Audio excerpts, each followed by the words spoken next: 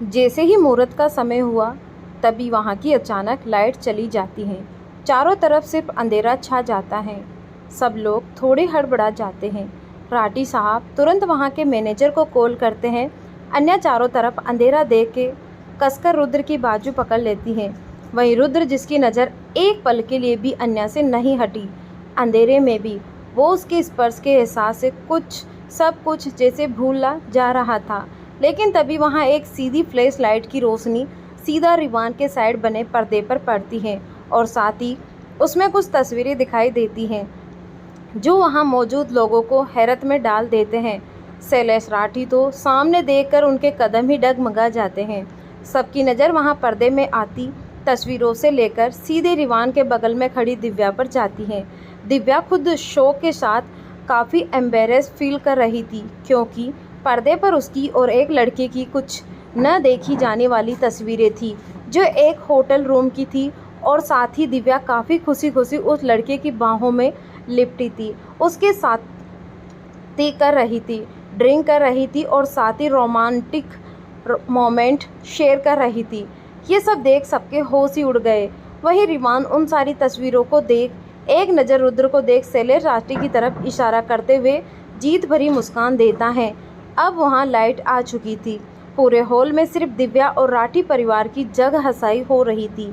शैलेश राठी, जो अपनी इज्जत रुतबा का बखान करते नहीं थक रहे थे, आज वो किसी को मुंह दिखाने लायक नहीं बचे। रिवान लाइट होते ही अपने चेहरे के एक्सप्रेशन चेंज कर हैराने भरे भाव लिए दिव्या को देख कहता है, ये सब क्या है दिव्या, तुम्हारे और उस लड़के के बीच? दिव्या को कुछ समझ नहीं आ रहा था। अब वो क्या बोले। वो जानती थी अब तो उसके पापा भी उसके सपोर्ट नहीं करेंगे। उसकी आंखों में आंसू बह रहे थे। उसके पास रिवान के सवाल का कोई जवाब नहीं था। दिव्या को चुप देख रिवान गुस्से में लगभग चीखते हुए कहता है, आंसर मी डैम इट, जब तुम्हें यह सब ही करना था तुम मुझसे शादी करने के हाँ क्यों की? और तुम्हारे पापा? इतना बोल रिवान स्टेज के नीचे देखता है जहाँ शैलेश राठी बिल्कुल शांत से सिर झुकाए खड़े थे। रिवान ताने भरी हंसी हंसते हुए जोर की ताली बजाते हुए कहता है, मिस्टर शैलेश राठी, जितनी इनकी औकात है उससे ज़्यादा तो ऊंची इनकी नाक है। कितना अपने परिवार, अपने बेटी की इज्जत का बखान किया करते थे। क्या हुआ सब? आपकी बेटी तो कितनी संस्कारी है, आज मैंने वो भी देख लिया। अपनी पैसे और रुतबे का घमंड में चूर होने से थोड़ा फुर्सत मिले तब न अपनी बेटी को अच्छे संस्कार देते। एक तो किसी की पत्नी बनने से पहले ही भाग गई और दूसरी तो किसी की पत्नी बनने के लायक ही नहीं है। रिवान की बातें आज शैलेश राठी को चूर चूर कर रही थी। उन्हें आज से पहले इतनी शर्म नहीं महसूस हुई, तब भी जब दिव्यंका मंडप छोड़कर फरार हो गई थी। उन्होंने दिव्यंका का सारा इल्ज़ाम अन्या पर लगाकर अपना पल्ला झाड़ लिया था और समाज में अपनी बेटी को सही साबित करने के लिए अन्या की इज्जत को तार तार कर दिया था। उन्होंने ये तक कह दिया था कि अन्या ने रुद्र से शादी करने के लिए खुद की इज्जत तक सौदा कर दिया था और साथ ही चौहान परिवार की शान को कम बताकर दिग्विजय चौहान भी समाज में बुराई करती थे। उन्होंने ये तक कह दिया था कि चौहान परिवार उनसे रिश्ता जोड़ने के लायक तक नहीं है। काफ़ी सारी गलत न्यूज़ फैलानी चाहिए, लेकिन रुद्र के रुतबे के कारण उनकी एक भी दाल नहीं गली। इसीलिए उन्होंने ठान लिया था अपनी बेटी की शादी ऐसे परिवार में करेंगे जो चौहान परिवार से भी ऊंचा हो। अब उन्हें क्या पता कि ज़मीन में रहने वाले कीड़े को बाज और कोए की आसमान में नहीं उड़ा का आकलन लगता मुश्किल होता है। या यूँ कहे कि बाज जानबूझकर कोए को अपने से नीचे दिखाए ताकि शिकार आसानी से जाल में फंस जाए, जो अब हो चुका है। शैलेश राठी अब तक चुपचाप सिर झुकाए खड़े थे। इस वक्त उनका दिमाग काम करना बंद हो चुका था। उन्हें तो कुछ समझ में नहीं आ रहा था। सुजाता जी तो वहीं चेयर पर अपना सिर पकड़ बैठी थी। उन्हें तो ये सब देख ऐसे सदमा लगा जैसे उनके हल्क से जैसे एक शब्द नहीं फूटे, सिवाय आंखों से शांत आंसू छलक रही थी। सबको शांत देख सैनी साहब गुस्से भरे लहजे में कहते हैं, रिवान चलो यहाँ से, ऐसे परिवार में हम रिश्ता जोड़ के अपना ही मान मिट्टी में नहीं मिला सकते। इतना बोल सैनी साहब अपने कदम आगे बढ़ाते हैं कि शैलेश राठी को जैसे होश आता है। अगर आज ये बारात चली गई तो सच में समाज में वो आंख उठाकर भी नहीं देख जी पाएंगे, चाहे उनके पास कितना भी पैसा हो। शैलेश राठी आगे बढ़ सैनी साहब के आगे हाथ जोड़ते हुए कहते हैं, नहीं सैनी साहब, आप ऐसा नहीं कर सकते। हम मिलकर बात करते हैं। ज़रूर कोई गलतफहमी हुई होगी। दिव्या ऐसी नहीं है, वो ऐसा काम ही नहीं कर सकती। आप मेरी बात तो सुने। अपनी बेटी को डिफेंड करते हुए देख सैनी साहब एक तंज भरी मुस्कान के साथ कहते हैं, हाँ भाई, आपकी बेटी ही तो इस दुनिया में सबसे सीधी है। गलत हमारा नज़रिया है। अपने होने वाली बहू को किसी गैर मर्द की बाहों में देकर हम रिश्ता तोड़ रहे हैं। हमें माफ़ करें, हम इतने मॉडर्न नहीं हैं। ये सब आपके ख़ानदान का चाल चलन है, हमारा नहीं। इतना बोल वो जैसे आगे बढ़ने को हुए कि शैलेश राठी उन्हें रोकते हुए कहते हैं, नहीं नहीं सैनी साहब, ऐसा न करें। आप ऐसे बारात वापस ले जाएंगे तो समाज में हमारी क्या इज्जत रह जाएगी। उनके ये कहने पर सैनी साहब हंसते हुए कहते हैं, क्या मजाक कर रहे हैं राठी साहब, कौन सी इज्जत की बात कर रहे हैं। फिर उनके आसपास इशारा करते हुए कहते हैं, जो अब बची ही नहीं है। हमें रोकने से अच्छा है कि आप अपनी मॉडर्न बेटी की शादी अपने जैसे मॉडर्न परिवार में करें। हम जैसे इज्जतदार लोगों को माफ़ करें। हम आपके लायक नहीं। इतना बोल वो रिवान की तरफ देख कड़क लहजे में कहते हैं, रिवान चलो यहाँ से। शैलेश राठी काफ़ी घबरा जाते हैं। वो रिवान के आगे हाथ जोड़कर लगभग रोनी शक्ल बनाते हुए कहते हैं, रिवान बेटा, आप तो मेरी बात सुनो। मेरी दिव्या वैसी नहीं है। एक बार तो मेरी बात सुनो। उसने जानबूझकर फंसाया जा रहा है। रिवान को रुकता देख सैनी साहब गुस्से में कहते हैं, रिवान, मैंने कहा चलो यहाँ से। रिवान भी अपने पिता की बात मानकर शैलेश राठी को एक घिन भरी नज़र से देख वहाँ से जाते हैं। अपने गले की माला तोड़ वहाँ से चला जाता है। ये सारा तमाशा आज शैलेश राठी को काफ़ी महंगा पड़ा। उनकी इज्जत, शान, रुतबा एक पल में ही तबाह हो गई। वहीं रुद्र सारे तमाशा एंजॉय कर रहा था। शैलेश राठी की बर्बादी अपनी आंखों के सामने उससे काफ़ी मज़ा आ रहा था। अन्या तो अब तक शौक थी। उसका ध्यान तो बार बार सुजाता जी की हालत पर रहा था।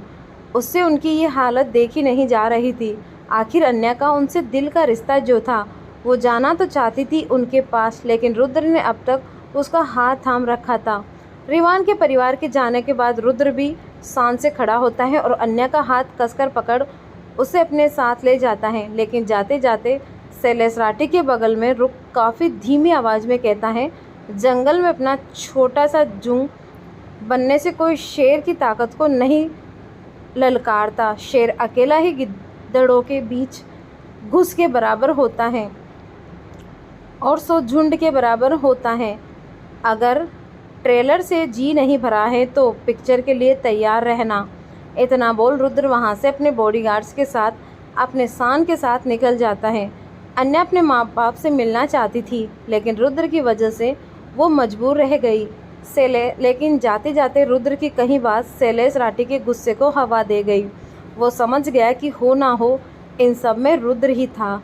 वो गुस्से में जैसे बावले हो गए। अपने आसपास की चीज़ों को नष्ट करते हुए चिल्लाते हैं, रुद्र राय चौहान, मैं तुम्हें छोड़ूंगा नहीं, अपने हाथों से मारूंगा। शैलेश राठी का ये रूप देख सब हैरान थे। बाहर के गेस्ट तो तमाशे का मजा ले रहे जा चुके थे, लेकिन शैलेश राठी जैसे आज बेकाबू हो चुके थे। होटल का कमरा। रुद्र अन्या वापस होटल आ चुके थे। पूरे रास्ते अन्या गुमसुम सी बैठी रही। उसने एक बार भी रुद्र को आंख उठाकर नहीं देखा और होटल वापस आने पर भी अन्या सीधा वॉशरूम में चली जाती है। रुद्र भी बिना ज़्यादा ध्यान दिए चुपचाप दूसरे बाथरूम में चेंज करने चला जाता है। लेकिन वो जब वापस आता है तो वो अन्या को बेड पर लेटा देख उसकी भौहें सिकुड़ जाती हैं। वो अन्या को कुछ कहता उससे पहले ही रूम का बेल बजती है। रुद्र जाकर दरवाज़ा खोलता है। सामने एक वेटर खाने की ट्रॉली लिए खड़ा था। रुद्र उसे अंदर आने का इशारा करता है। वेटर खाना रखकर वापस चला जाता है। रुद्र एक नज़र खाने को देख वापस से अन्या के पास जाता है। उन दोनों ने अब तक डिनर नहीं किया था, इसीलिए वो अन्या को बुलाने गया, लेकिन अन्या अपनी तरफ का लाइट ऑफ कर चुपचाप लेटी हुई थी। अन्या को इसे शांत देख रुद्र सोच में पड़ गया। वो उसके पास जाकर सबसे पहले उसकी तरफ का लाइट ऑन करता है और धीरे से कहता है, उठो, खाना आ गया है, चल के खाना खा लो। अन्या उसकी बात सुनकर भी अनसुनी कर वैसे ही लेटी रहती है। रुद्र जानता था कि अन्या सिर्फ सोने का नाटक कर रही थी, इसीलिए वो फिर से उससे टोकते हुए कहता है, तुमने सुना नहीं, उठो खाना खा लो। रुद्र का इतना बोलना अन्या का जैसे सब्र का बांध टूट जाता है। वो गुस्से में अपनी आंख खोलकर रुद्र को देखती है, कहती है, मुझे ये याद नहीं कि मैंने आपके साथ ऐसा भी कोई कॉन्ट्रैक्ट साइन किया था कि मुझे आपके कहने पर ही खाना खाना होगा, आपकी मर्ज़ी से चलना होगा, आपकी मर्ज़ी से सोना होगा। इसलिए बेहतर होगा कि आप मेरी पर्सनल चीज़ों में इंटरफेयर ना करें। मैं जैसे आपकी टर्म्स एंड कंडीशन मान रही हूँ, आपके कहने के मुताबिक अपनी पेरेंट्स तक से सामने होकर भी दूर रही, तो अब आप मेरे पर्सनल लाइफ को कंट्रोल ना करें। मुझे खाना होगा, मैं खा लूँगी, सोना होगा, सो जाऊँगी। आपसे मुझे पूछने की ज़रूरत नहीं है। इतना बोलते बोलते अन्या की आंखों से आंसू छलक आए। अन्या वापस से लाइट ऑफ कर सो जाती है। वो रुद्र से काफ़ी खफा थी, लेकिन उसके पास वो हक नहीं था जो वो जानता सके।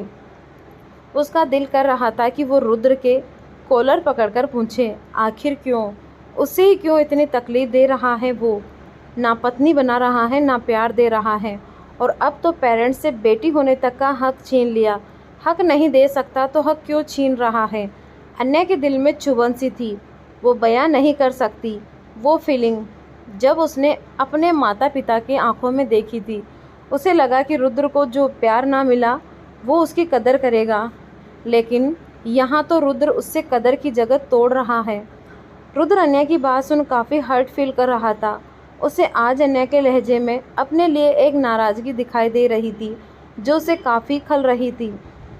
रुद्र ने भी खाना नहीं खाया और सीधा बालकनी में चला गया और एक सिगरेट जलाकर उसके लंबे लंबे कस लेने लगा।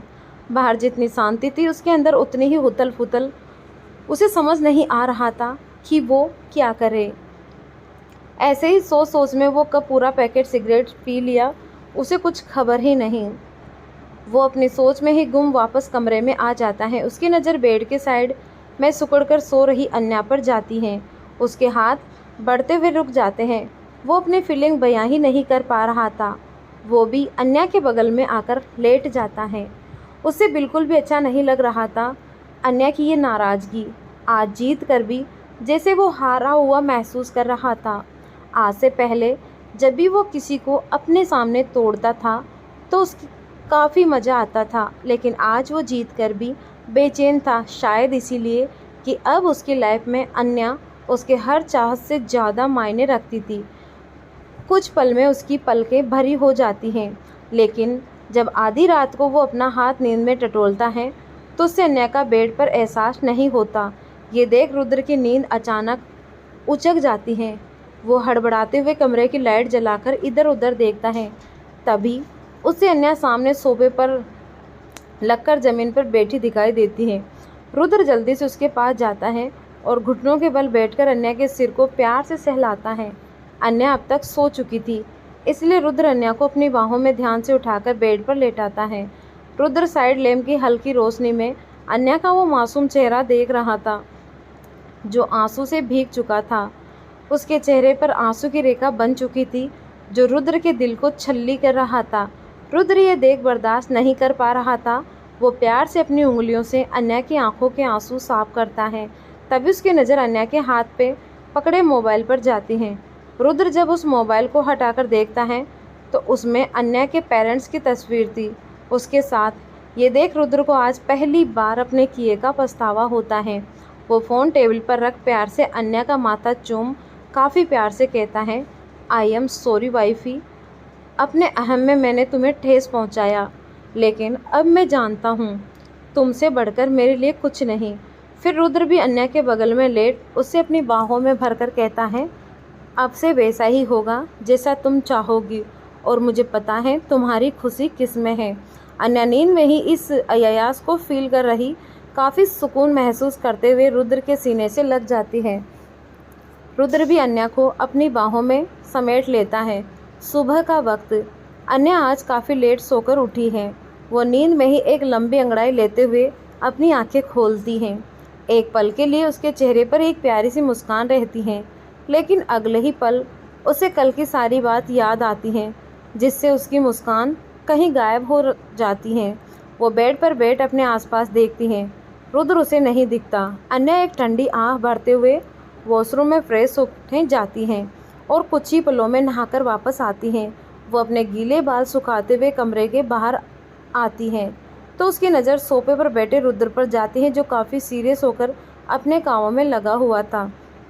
अन्या उसे देख कर भी इग्नोर करते हुए आगे बढ़ पानी की बोतल लेकर पानी पीती है। रुद्र की नज़र अन्या के प्रेजेस को भांप जाती है।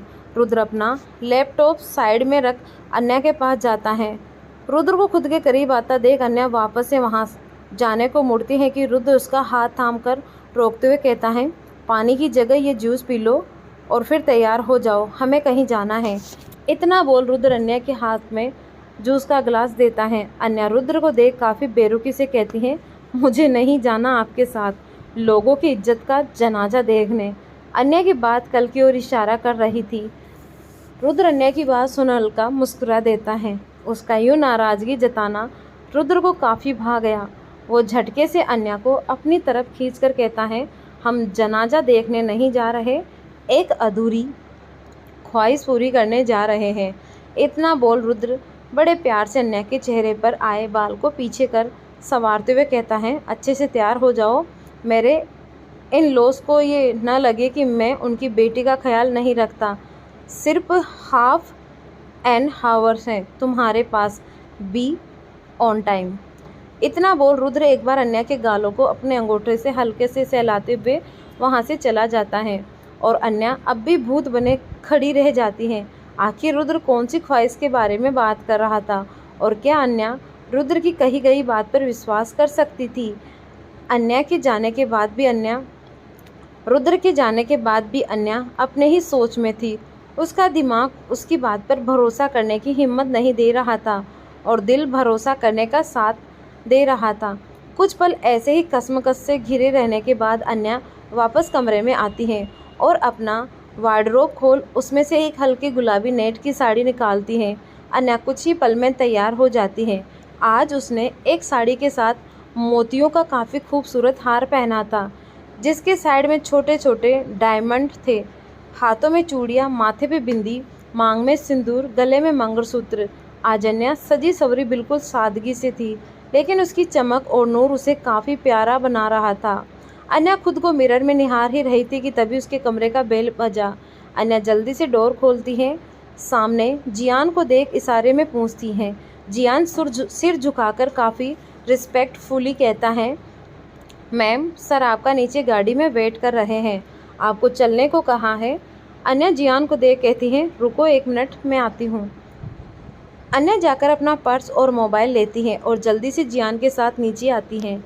सामने ही रुद्र की कार थी। जियान रेस्पेक्टफुली आगे बढ़कर कार का दरवाज़ा खोलता है। अन्या अंदर बैठ जाती है। अन्या के बगल में ही रुद्र ऑलरेडी बैठा हुआ था, अपने लैपटॉप में बिजी था। उसने एक नज़र अन्या को देखा तक नहीं। अन्या रुद्र को इग्नोर कर विंडो के बाहर देखने लगी। रुद्र अब भी अपने कामों में लगा था। अन्या अपने शहर को देखने में खो गई।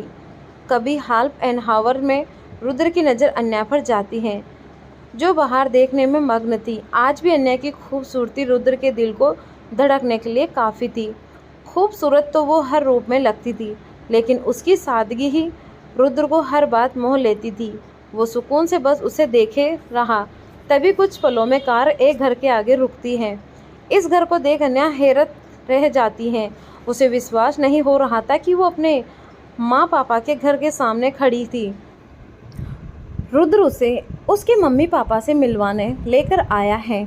उसे अब तक इस बात पर विश्वास नहीं था, लेकिन जब उसने सामने उस घर की ओर देखा तो अन्या की आंखों में चमक आ जाती है। अन्या जल्दी से रुद्र की तरफ देखती है और इशारे में पूछती है।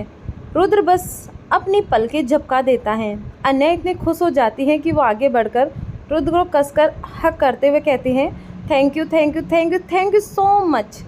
अन्या के ऐसे हक करने पर रुद्र एक पल के लिए जैसे एक झटका सा लगता है। लेकिन अन्या के ये मीठे एहसास को में वो खूब ही डूबने की चाह रखता था। पर वो जैसे ही अपना हाथ आगे बढ़ाता है कि अन्या उससे अलग होकर खुशी में जल्दी से कार से निकल जाती हैं और बिना रुद्र का इंतजार किए घर के अंदर जाने लगती हैं।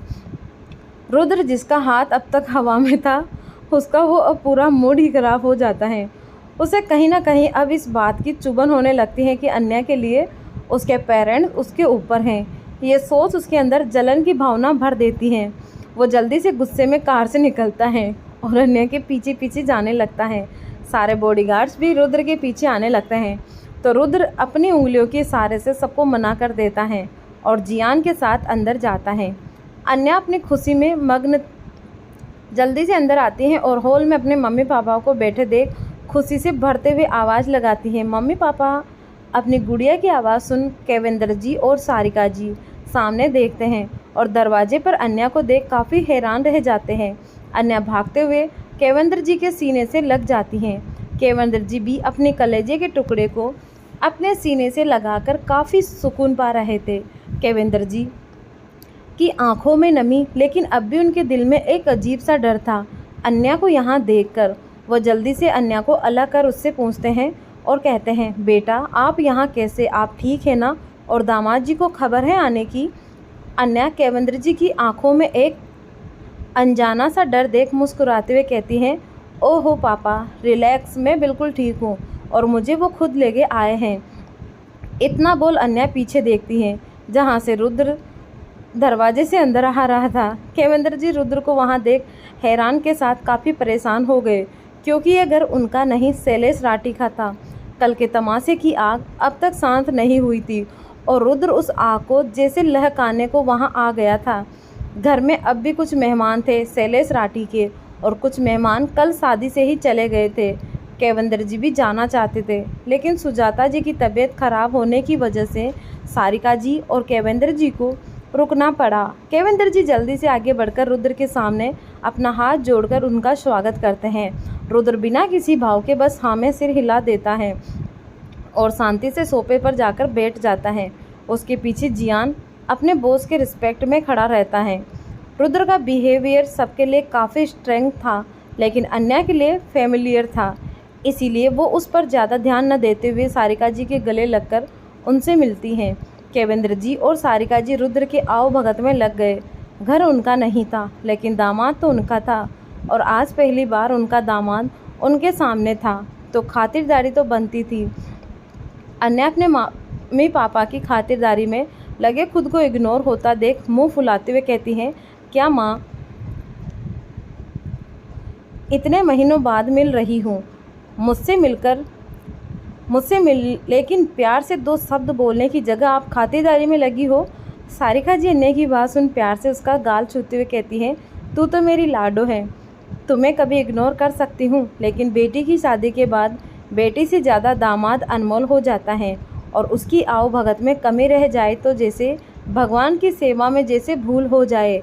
अन्या मुँह बनाते हुए कहती हैं, क्या माँ, सारे रूल्स दामाद के लिए, बेटे के लिए कुछ भी नहीं। फिर सारिका जी से लिपट कर कहती हैं, मुझे भी तो अपनी माँ की गोद में सिर अपनी कितनी सारी बातें करनी हैं, वो अब मैं किससे कहूँ।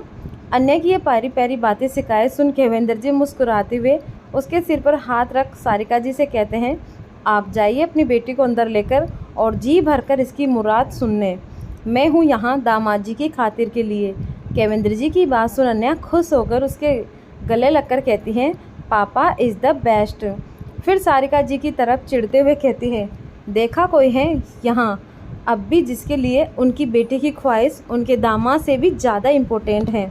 अन्या की बात सुन सारिका जी एक नज़र अन्या को घूर फिर चिंता भरे स्वर में केवेंद्र जी से कहती हैं, लेकिन दामाद जी और सारिका जी चिंता की वजह अच्छे से समझ रहे थे केवेंद्र जी, इसीलिए वो उनके कहने से पहले ही रोकते हुए कहते हैं, वो सब मैं देख लूँगा, जाइए माँ बेटी कुछ गप्पे लड़ाइए।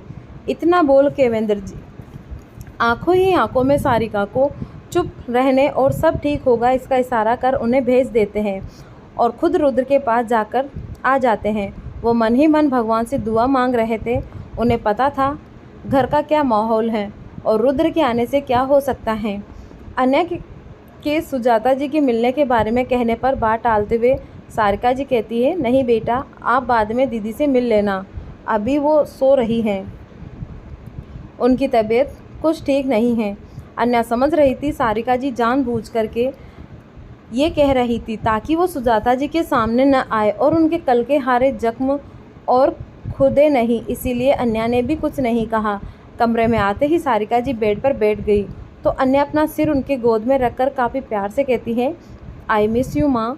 सारिका जी भी प्यार से उसके सिर पर हाथ पैर माथे पर चूमते हुए कहती हैं, आई आल्सो मिस यू बेटा।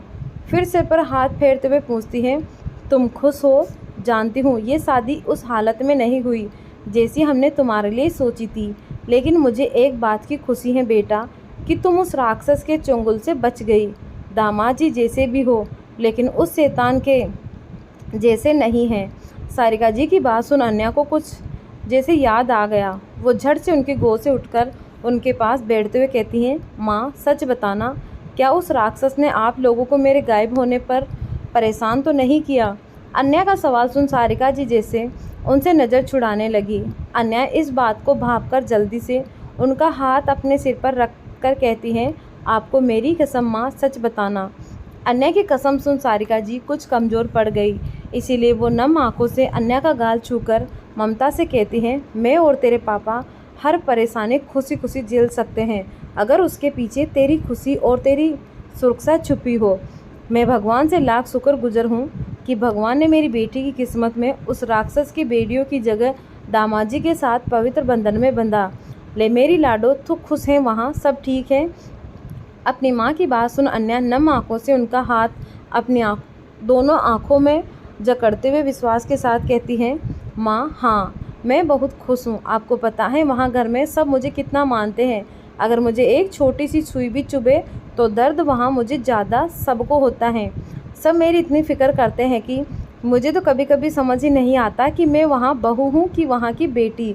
दादाजी तो मुझे अपने पलकों पर रखते हैं, डैड वो भी मुझे अपनी बेटी से बढ़कर मानते हैं, और रेहान और तवीज़ तो मुझे कभी किसी चीज़ की कमी महसूस ही नहीं होने देते। और अन्य की बातें सुन सारिका जी का मन खुशी से भर गया। आखिर वो अगर दिया के उजाले में ढूंढती तो कभी भी अपनी बेटी के लिए इतनी खुशियाँ नहीं बटोर पाती।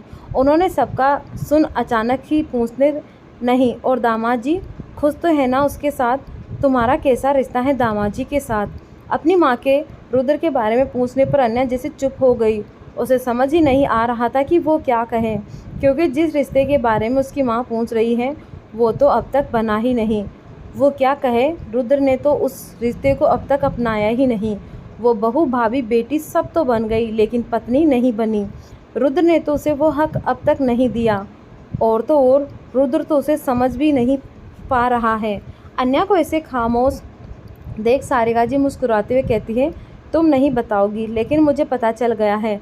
मैंने और तुम्हारे पापा ने कल देख लिया कि दामाद जी चाहे सामने से कितना भी कड़क हो लेकिन तुमसे बहुत प्यार करते हैं।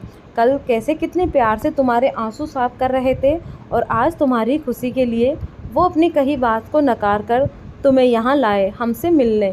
वो लाख बुरे सही लेकिन हमारे लिए वो हर खुशी देने काबिल हैं। उसकी आंखें ये साफ साफ बयां करती हैं कि उनके दिल में बसने लगी हो तुम, और इस बात से मुझे काफ़ी खुशी है। इतना बोलते बोलते सारिका जी अन्या को अपने सीने से लगा लेती हैं। अन्या तो उनकी बात सुन सोच में पड़ जाती है कि उसकी माँ जो कह रही है कहीं वो सच तो नहीं। उसके दिमाग में लाख सवाल थे लेकिन अपनी माँ की आंखों में खुशी और बातों में विश्वास के साथ होठों की मुस्कान देख अन्या कुछ कह नहीं पाई। वो बात बढ़ाते हुए कहती हैं, माँ ये सब छोड़ो, ये बताओ साहिल कब आ रहा है? साहिल अन्या का छोटा भाई, पढ़ाई के सिलसिले में वो दूसरे शहर में रहता है। सारिका जी एक ठंडी आह भरते हुए कहती हैं, तुम तो जानती हो बेटा, ये लड़का तुम्हारे अलावा किसी का नहीं सुनता। आने को कह तो ये कहकर टाल देता है। जब तक उसकी दीदू घर नहीं आएगी वो नहीं आएगा। मैं तो परेशान हो गई हूँ लड़के से। अन्या सारिका जी की बात सुनकर हंसते हुए कहती हैं, क्या माँ आप बहुत दल बदलू हो। मेरे सामने बेटे की बुराई और सामने उसकी बड़ाई सब समझती हूँ। दोनों माँ बेटी अपनी बातों में लग जाती हैं लेकिन 5 मिनट के अंदर ही एक दूर का अन्या का कजन हड़बड़ाते हुए कमरे में आते हुए कहता है, अन्या जी, वो जीजू। उसके चेहरे पर पसीना आ रहा था, वो काफ़ी घबराया हुआ था। अन्या उसकी परेशानी देख चिंता से पूछती है, क्या हुआ विन्नी, सब ठीक है? विन्नी हड़बड़ाते हुए कहता है, नहीं नहीं दी, वो जीजू, आप जल्दी चलो मेरे साथ। इतना बोल विन्नी अन्या का हाथ पकड़ उसे नीचे ले जाता है। अन्या और सारिका जी काफ़ी घबरा गई थी। वो दोनों जैसे ही नीचे आती हैं और वहाँ का माहौल देखती हैं तो शौक हो जाती हैं। अन्या का अपनी माँ को अपने साथ ऊपर कमरे की ओर ले जाते देख रुद्र का और भी ज़्यादा मूड ख़राब हो जाता है, क्योंकि जब से अन्या अपने पेरेंट्स से मिली है वो उस खुशी में उससे कहीं भूल ही गई है, और साथ ही अब उसके पास न होने के कारण उसे अब कुछ खाली खाली सा लग रहा था। लेकिन उसके चेहरे की खुशी देख उसके अंदर एक सुकून था। केवेंद्र जी रुद्र के पास आते हैं और उससे बात करने की कोशिश करते हैं। रुद्र उनके सवाल का जवाब अपने फ़ोन में बिजी रहते हुए बस हाँ और हूँ में जवाब दे रहा था। उसे किसी अनजान और नए लोगों से रिश्ता जोड़ना बिल्कुल नहीं आता था। वो काफ़ी इंट्रोवर्ट था, न ज़्यादा किसी से घुलता न मिलता सिवाय अपने काम के। केवेंद्र जी अब सोच में पड़ गए कि आखिर वो कैसे इंटरेक्ट करे रुद्र से, क्योंकि उसका बिहेवियर काफ़ी स्ट्रॉन्ग था। केवेंद्र जी कुछ सोच ही रहे थे कि अचानक बाहर का दरवाज़ा झटके से खुलता है और उसमें से शैलेश जी दनाते हुए अंदर आते हैं। उसने जैसे ही खबर मिली कि रुद्र, जिससे वो अब तक एक पल अपने आसपास बर्दाश्त नहीं कर सकते थे, वो आज उनके घर पर मौजूद है, ये सब जान उनका अंदर का ज्वालामुखी भड़क गया। आज या तो वो उसे आग में रुद्र को मिटा देंगे या खुद को मिटा देंगे। वो गुस्से में घर के अंदर एंटर करते हैं और सामने ही उसकी नज़र सोफे पर ठाड़ से बैठे रुद्र पर जाती है। उसको इतना शांत और सुकून से देख शैलेश राठी को खुद पर जैसे एक तमाशा सा लगता है। रुद्र को उनके प्रेजेंस का अभाव हो गया था, लेकिन तब भी वो उसे इग्नोर करते हुए अपने फ़ोन में ही लगा था। सब तो वहाँ शैलेश राठी को देख हैरान परेशान हो गए थे। सबको आने वाले पल के तूफान का अभाव हो चुका था। केवेंद्र जी तो सबसे ज़्यादा हैरान और परेशान हो गए थे। उनके लिए तो ये एक तरफा कुनबा तो दूसरी तरफ खाई देसी बात हो गई। ना ही वो अपने दामाद को कुछ कह सकते और ना ही शैलेश जी को। शैलेश जी जैसे ही गुस्से में आगे बढ़ते हैं रुद्र की तरफ, केवेंद्र जी हड़बड़ाते हुए आगे बढ़कर उनके सामने हाथ जोड़ नरम भाव से कहते हैं, भाई साहब, आप भगवान के लिए शांत हो जाए। बेटी और दामाद पहली बार शादी के बाद हमसे मिलने आए हैं, कृपया कोई तमाशा ना करें, आपसे हाथ जोड़ विनती है। केवेंद्र जी की बात सुन शैलेश राठी गुस्से से फुफकारते हुए काफ़ी तेज़ आवाज़ में कहते हैं, वहाँ केवेंद्र क्या खूब कहा है, तमाशा मैं करता हूँ, तमाशा करने की आदत मुझे नहीं, इस रुद्र राय चौहान को। कल हमारी इज्जत का जनाजा देख इसका जी नहीं भरा, जो आज ही अपना मुंह उठाकर यहाँ चला आया। शैलेश राठी की बात को सुन रुद्र अपनी नज़र उठाकर उन पर डालता है। इस वक्त उनके चेहरे पर कोई भाव नहीं थे, लेकिन उसका और काफ़ी नेगेटिव था। केवेंद्र जी के तो पसीने छूटने लगे। आखिर कब तक उनके संबंध ऐसे तो नहीं कि रुद्र उसकी बात सुनने, और अगर कहीं वो फिर से नाराज़ हो गया तो कहीं उसका हर्जाना उनकी बेटी को ना भुगतना पड़े। तो आगे क्या होने वाला है दोस्तों, जानेंगे हम अगले पार्ट में। तब तक के लिए बने रहिए हमारे साथ।